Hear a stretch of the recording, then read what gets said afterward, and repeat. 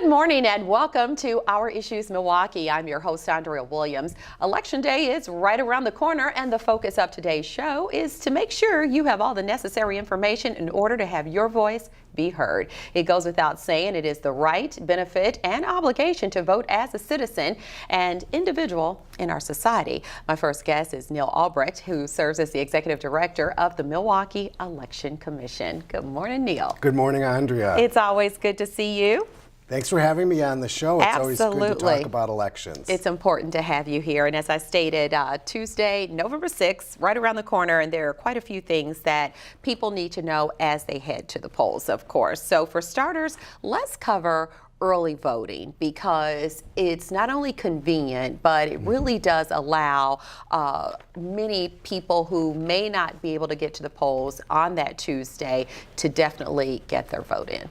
Absolutely. It's important, and it's also historic. For the first time in the city of Milwaukee, we have 8 early voting locations in the city. 4 of those are in libraries, also at Midtown, at the Zeidler Building downtown, but we're also at UWM and MATC to really encourage students to vote. Having people register and vote for the first time helps to make them lifelong voters. All right, early voting goes until November 4th. That's the Sunday before Election Day. And like you said, you had the number of sites to increase. And what I find interesting about that is that looking back at the 2000 presidential election, you had 5,000 people who voted early in Milwaukee. Right. And then this fall, the city's expecting 75,000 people to get in early ballots. That's right, and that's not just a Milwaukee phenomenon, it's national. As you indicated, people are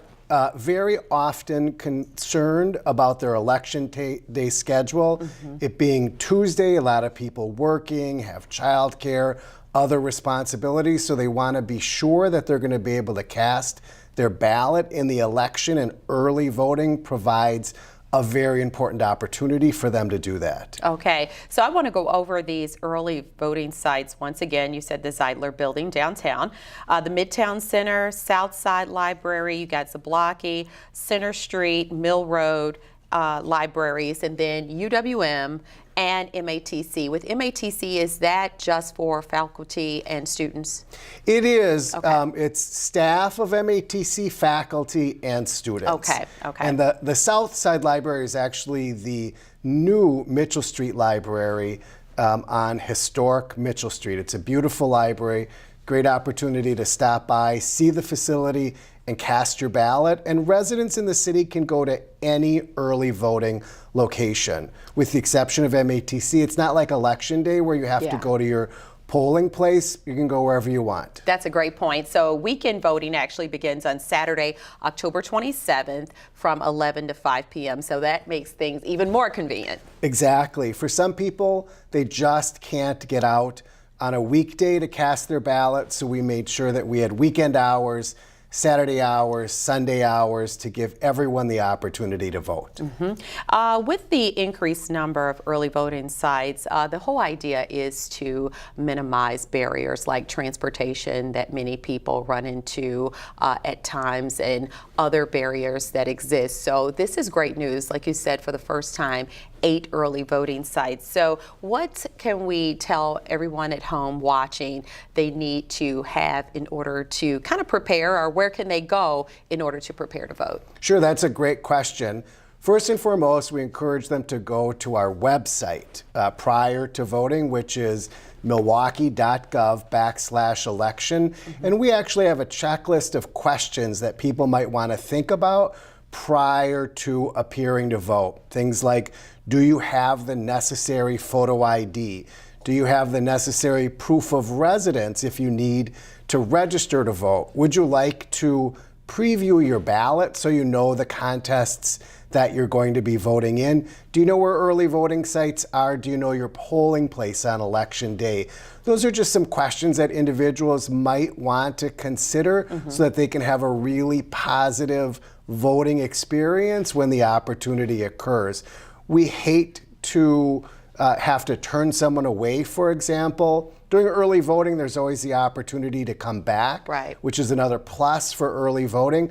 But on election day, we want people to be prepared so that they have a positive voting experience. Absolutely. So let's talk about the thing or things someone would need in order to register, and we will reiterate the fact that you can register at the polls on election day. Right. We're very fortunate in the state of Wisconsin that we do have same-day registration, so it makes it kind of a one-stop shop. You can register and vote on your election day. To do that, you need either a photo ID, and that can be something like a driver's license, a state ID, a passport, a VA card, uniform services card, student ID. Those are some examples. If the address on it is not current and you need to register, then you need to bring a second document with you called proof of residence. And that can be something like a bank statement. A utility bill is pretty common. Any document that's been issued to you by a unit of government also is sufficient for meeting the proof of residence requirement. So maybe one way to think about it, if you're registering and voting on election day, you need to be able to prove your residence and you need to be able to prove your identity. All right. And very important things to keep in mind. You must be a U.S. citizen, a resident of Wisconsin for at least 10 days and 18 years of age. Correct. All right. So before we run out of time, could you please explain the stipulations for individuals who have been convicted of a felon? That's a very good question because unfortunately, there's a lot of confusion in Wisconsin around that. If a person is off paper, meaning that they have completed their probation or parole or extended supervision for a felony conviction, not a misdemeanor, their voting rights are restored and they can vote in every election.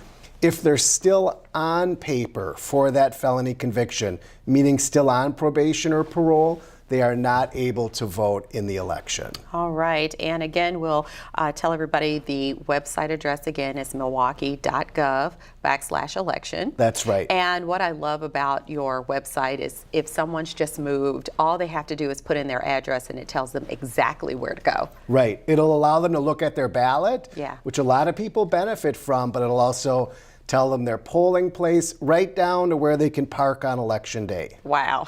You guys definitely cover all the bases, and the phone number to call for more information. 414-286-VOTE. All right. That's 414-286-8683. Anything else, Neil? No, I do want to say that a lot of people struggle with the photo ID requirement.